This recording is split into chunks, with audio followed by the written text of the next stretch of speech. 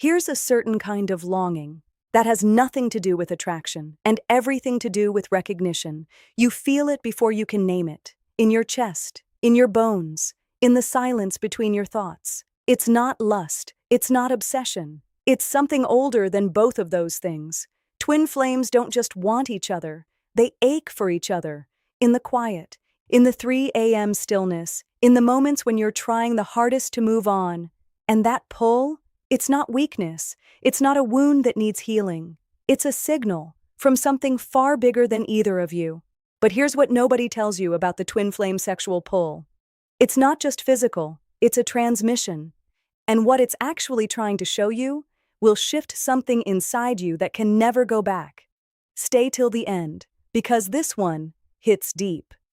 Your brain can become obsessed with someone before your heart even knows their name. That's the terrifying part. You see them once, and suddenly your thoughts keep returning to them. Their smile feels familiar. Their voice lingers in your head. Even a simple text from them can change your entire mood. It almost feels supernatural. But beneath that intense pull, something extraordinary is happening inside your brain. A flood of dopamine lights up your reward system, creating anticipation and excitement. Your brain begins treating this person like something incredibly valuable, almost essential. At the same time, chemicals linked to bonding and desire start strengthening the connection, making their presence feel comforting and their absence feel unbearable. This is why twin flame connections often feel different from ordinary attraction. You're not simply interested in someone. You feel drawn toward them, pulled toward them, almost magnetized. Your mind starts searching for meaning in every glance, every coincidence, every interaction. You replay conversations. You notice patterns. You feel alive in ways you haven't felt before. And that's where the mystery begins. Because when attraction becomes this intense, you have to ask yourself something unsettling. Are you experiencing the deepest connection of your life? Or witnessing your brain create an emotional reality so powerful that it feels like destiny itself? Nothing hurts quite like wanting someone who keeps moving away from you. You tell yourself you're done. Then they text. And suddenly, you're right back where you started. This is the cycle that leaves people awake at 2 a.m., replaying old conversations and searching for hidden meanings in every silence. One person pulls away, the other chases, then the roles switch, and somehow neither of them can fully let go. Many people call this the twin flame connection. They say it's a soul bond so powerful that separation feels impossible. Every goodbye feels temporary. Every reunion feels destined. But from another angle, something else may be happening. The more uncertain the connection becomes, the more emotionally intense it can feel. Distance creates longing. Silence creates obsession. Your mind starts treating the relationship like an unfinished story that must reach an ending. And that's why this connection can feel both magical and painful at the same time. You're not just missing a person. You're missing answers. You're chasing closure. You're trying to understand why someone who triggers your deepest wounds can also make you feel the most alive. And perhaps that's the real mystery of the runner and chaser cycle. Are two souls trying to find each other, or are two wounded hearts trying to find themselves through each other? Some connections don't begin with a conversation. They begin with a feeling, a glance that lasts a second too long, an unexplained tension in the air. And suddenly, being near this person feels like standing too close to a fire. You don't fully understand it, but you feel it, deep in your chest, in your thoughts, in the strange sense that you've known them long before you ever met.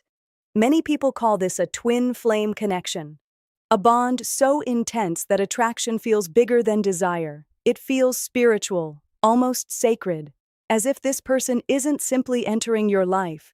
They're awakening something that was sleeping inside you.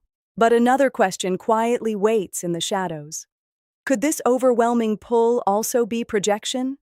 Sometimes we see pieces of ourselves in another person. Our unmet needs, our hidden dreams, our longing to be seen, understood, and completed. And when someone reflects those parts back to us, the attraction can become almost impossible to ignore. That's why twin flame lust often feels so different. You're not only drawn to their beauty, you're drawn to the way they make you feel about yourself. And that changes everything, because the deepest desire is rarely about possessing another person. It's about reconnecting with the parts of yourself that suddenly come alive when they walk into the room. The most dangerous relationships don't always begin with red flags. Sometimes they begin with butterflies, with late-night conversations that feel endless, with a connection so intense that it seems impossible to walk away from. Then, something changes. The same person who once felt like home starts becoming your biggest source of confusion. You wait for their messages. You overthink their silence. One moment you feel chosen. The next, you feel invisible. Yet, somehow, you can't let go. This is why so many people describe twin flame connections as both heaven and hell. The highs are unforgettable. The lows feel unbearable.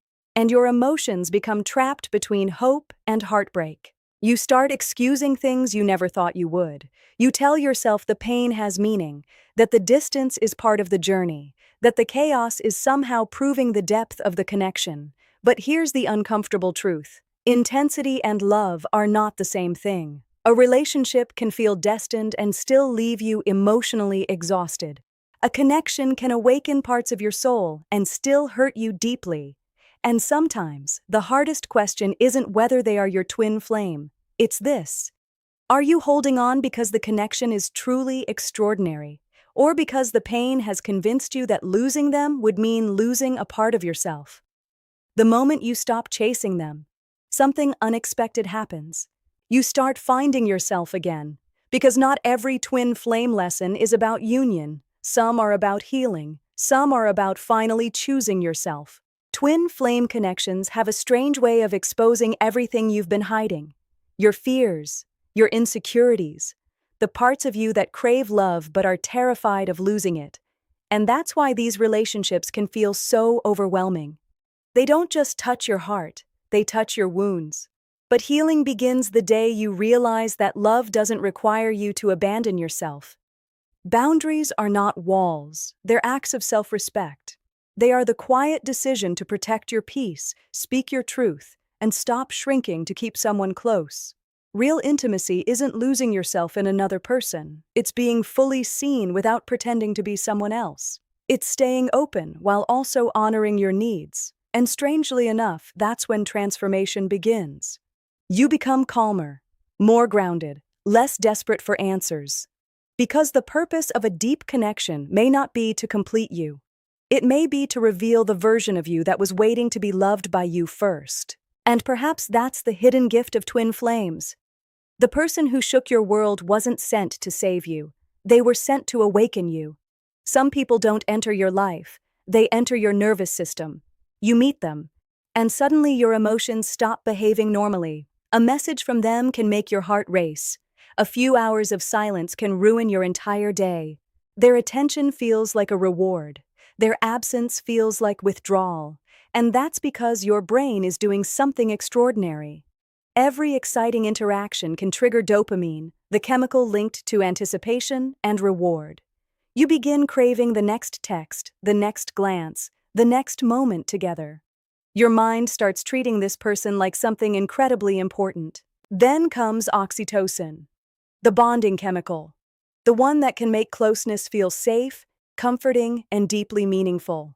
And when these feelings mix together, the connection can become overwhelming. You don't just like them. You miss them before they're gone. You think about them when you're busy. You feel pulled toward them even when logic tells you to step away. This is why some twin flame connections feel almost addictive. Not because you're weak, not because you're losing your mind, but because your brain and body are responding to powerful emotional experiences in ways that can feel impossible to ignore. And maybe that's the real mystery. When chemistry becomes this intense, where does biology end? And where does destiny begin? The scariest part of an intense connection is not falling in love. It's forgetting where you end and the other person begins. At first, the magnetic pull feels magical. You think about them constantly. Every message feels important. Every separation feels unbearable. But slowly, your world starts revolving around one person. Your peace depends on their attention. Your happiness depends on their presence, and without realizing it, you begin abandoning yourself to keep the connection alive. This is the breaking point. When longing turns into emotional exhaustion, when chemistry turns into dependency, when the fear of losing someone becomes stronger than the love you have for yourself. Some connections awaken your soul, but some also expose your deepest wounds and unmet needs. And that's why the twin flame journey can become dangerous. Because the strongest magnetic pull isn't always pulling you toward another person. Sometimes, it's pulling you toward the parts of yourself that desperately need healing before any love can truly set you free. Maybe twin flames were never meant to give you easy answers. Maybe they arrived to awaken something sleeping inside you, to show you your deepest desires, your hidden wounds, and the parts of yourself you've spent years trying to ignore. The sexual pull, the longing, the obsession, the pain, perhaps none of it is random. Because some connections don't come into your life to complete you, they come to transform you. And maybe the real twin flame journey isn't about finding someone who is your other half. It's about becoming whole within yourself. So, if you've ever felt a connection that changed you, challenged you, or left an imprint on your soul, remember this. The person who shook your world may not be your destination. They may be your awakening. And sometimes the deepest love story is the one that finally brings you back to yourself.